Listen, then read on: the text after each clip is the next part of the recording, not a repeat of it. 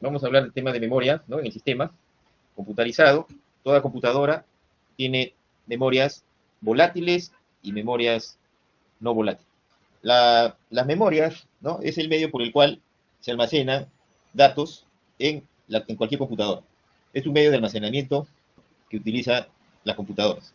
En este caso, el microcontrolador o cualquier computadora tiene que tener dos tipos de memoria, ¿no? Una memoria donde aloja temporalmente los datos, ¿ya? En este caso es una memoria de acceso aleatorio, RAM, y las memorias ROM, que son donde se alojan los programas, ¿ya? Es una memoria no volátil.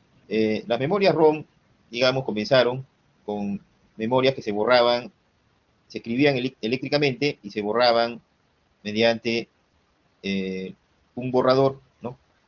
Que les aplicaba rayos ultravioleta por una ventana de cuarzo.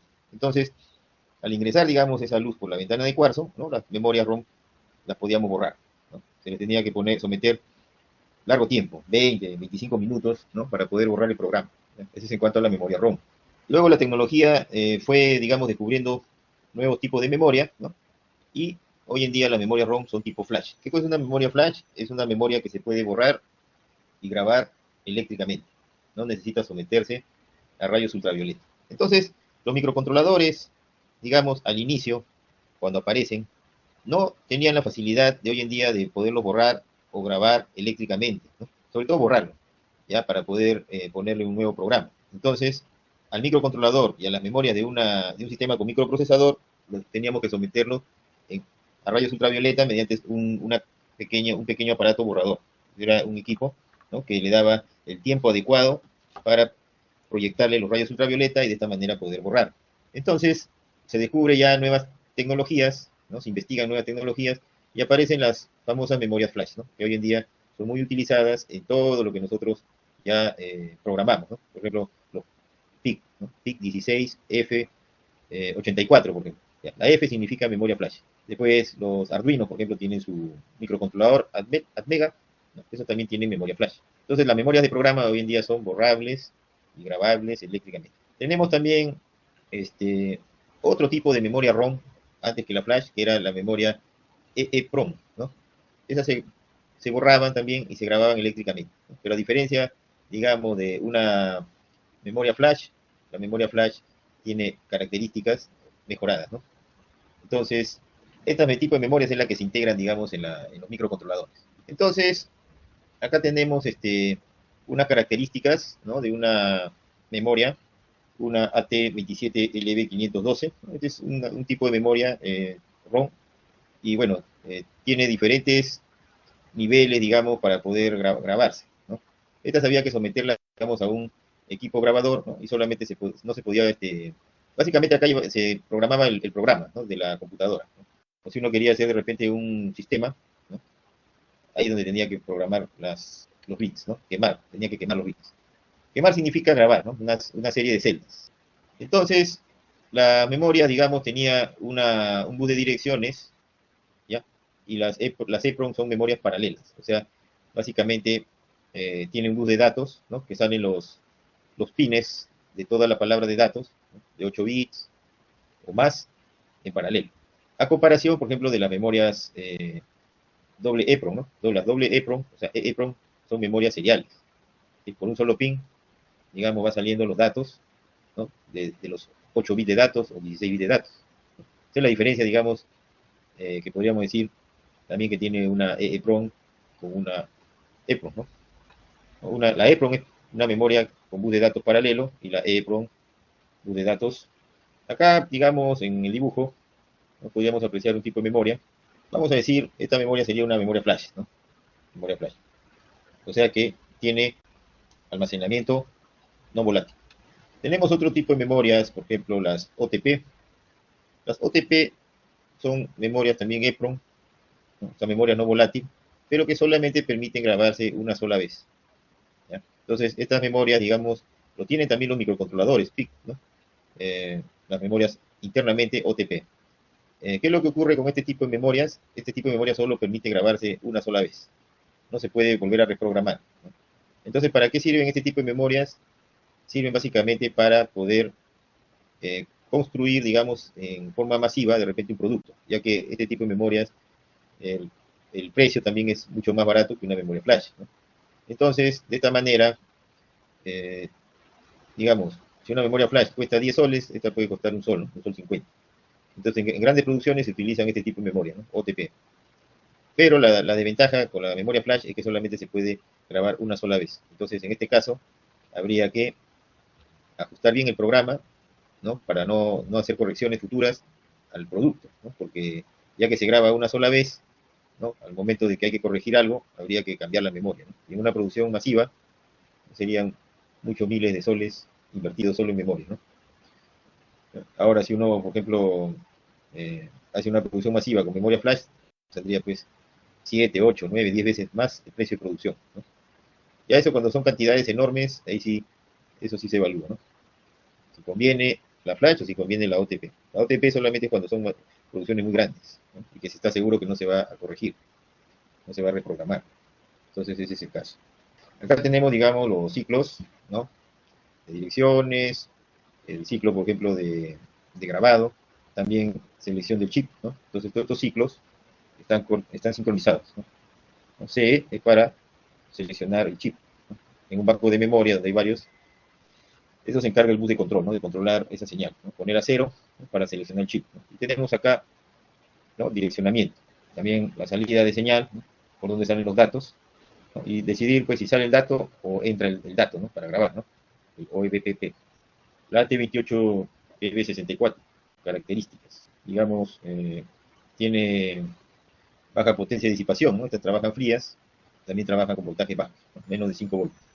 Después tiene diferentes características, ¿no?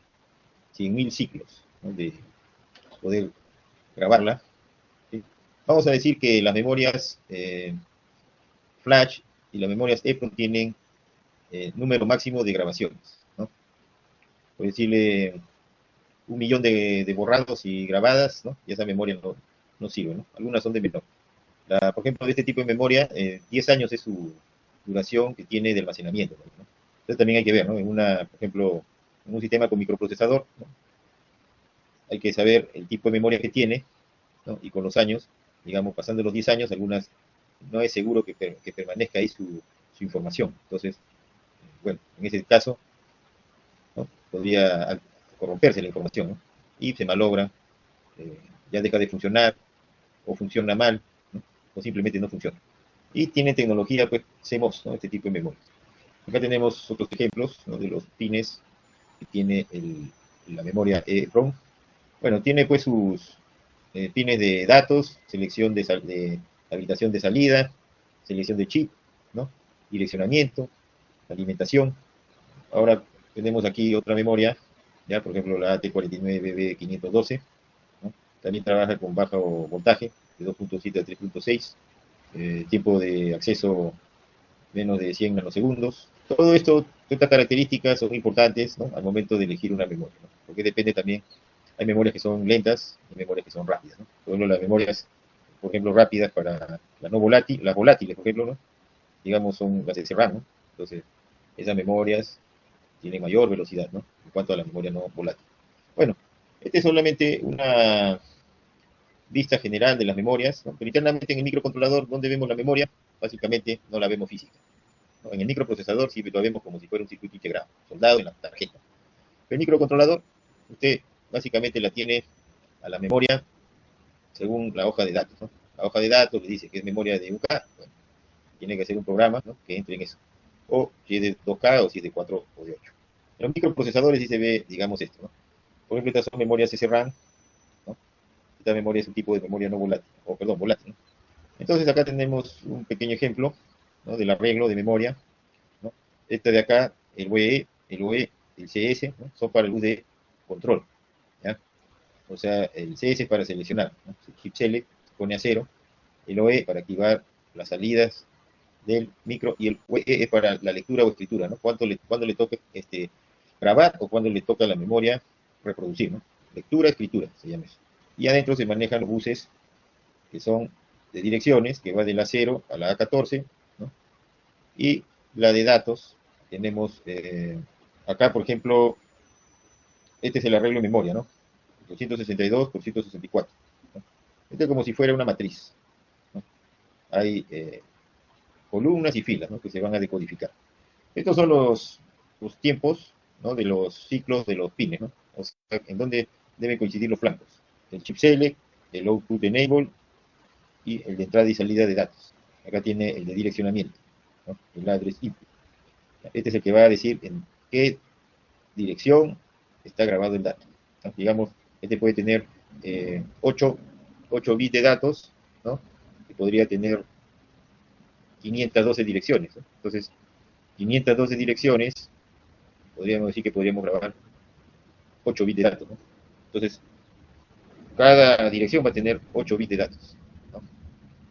Entonces tenemos, por ejemplo, que el direccionamiento puede ser mayor a los datos, ¿no? Al total de combinaciones que me dan los datos, ¿no?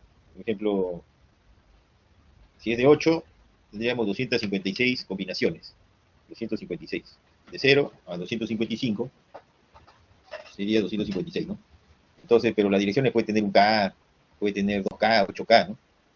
¿Y qué pasa? Los datos muchas veces se repiten en varios puntos de las direcciones. ¿Y eso para qué lo hace? ¿Para qué se hace en el sistema? Bueno, es que el mismo dato podría ser parte de un programa, ¿no? El mismo comando, por ejemplo, de instrucción, o la misma función, ¿no? Y por lo tanto el sistema eh, lo, va a, lo va a direccionar, ¿no? En diferentes puntos de la memoria, ¿no? Para extraerlo más rápido. Bueno, eso ya cuando están programando el microcontrolador, ¿no? Uno se da cuenta, ¿no? Que a veces hay que repetir la misma instrucción en varios puntos del programa, ¿no? Y siendo, digamos, la instrucción que va a manejar, digamos, el mismo resultado del programa, muchas veces, ¿no? Entonces, eso se hace para que sea rápido, digamos, la ejecución, ¿no? Se redunda, ¿no? En el programa muchas veces se redunda información, ¿no? Y esto igual,